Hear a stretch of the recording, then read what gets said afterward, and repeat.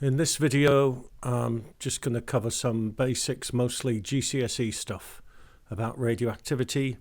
In my second video, we'll get on to the meaty equations that you need to know.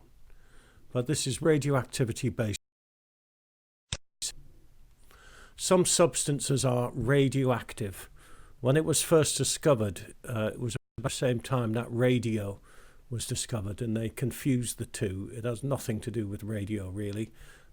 But the term has stuck. Some things are radioactive. They emit nuclear radiation. Nuclear as in it comes from the nucleus of the atoms. Not X-rays. X-rays don't. But alpha, beta and gamma, they come from the nucleus. We can detect this radiation with a Geiger-Müller tube and counter. There are small amounts of radioactive substances all around us, and they produce what we call background radiation. Make sure you learn 2 or 3 of them: rocks, building materials, gases in the air, and we get radiation from outer space as well. Properties of alpha, beta and gamma: you should know their range in air, you should know what's needed to stop them, and the fact that alpha and beta are deflected by electric and magnetic fields, whereas gamma isn't. What they actually are: alpha, 2 protons and 2 neutrons glued together. It's quite a heavy, solid little positive particle, like a little cannonball. Beta particles are much, much smaller mass. They have a negative charge. They're fast-moving electrons.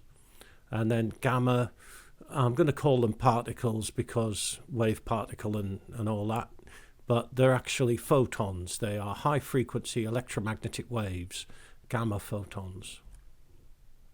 Nuclear radiation is produced when an unstable isotope, a radioisotope, decays. Hopefully you know what mass number is and you know what proton number is. If a substance gives off an alpha particle, then its mass number goes down by 4, its proton number goes down by 2.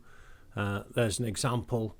If a substance gives off a beta minus, then its mass number stays the same, but its proton number, its atomic number, increases by 1. And there's an example.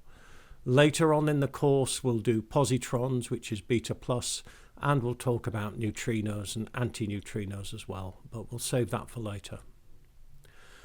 In gamma decay, it's basically what's happening is that the nucleus is excited and it emits energy as a packet of electromagnetic energy, a photon, and the mass number and the proton number don't change.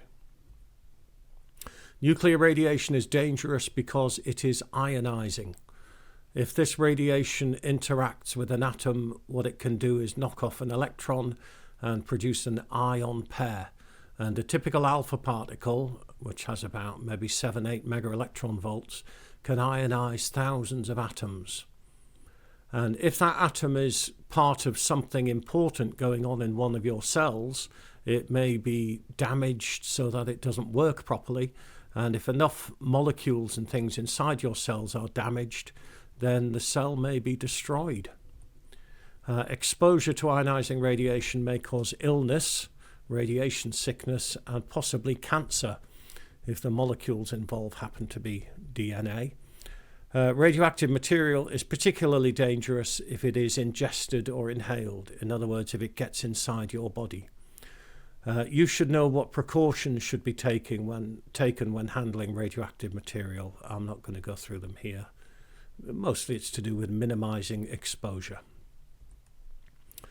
Radioactive materials can be useful. There's lots of different uses for them. Radiotherapy, tracer techniques, finding out where things go basically by making them radioactive and then detecting them somewhere else.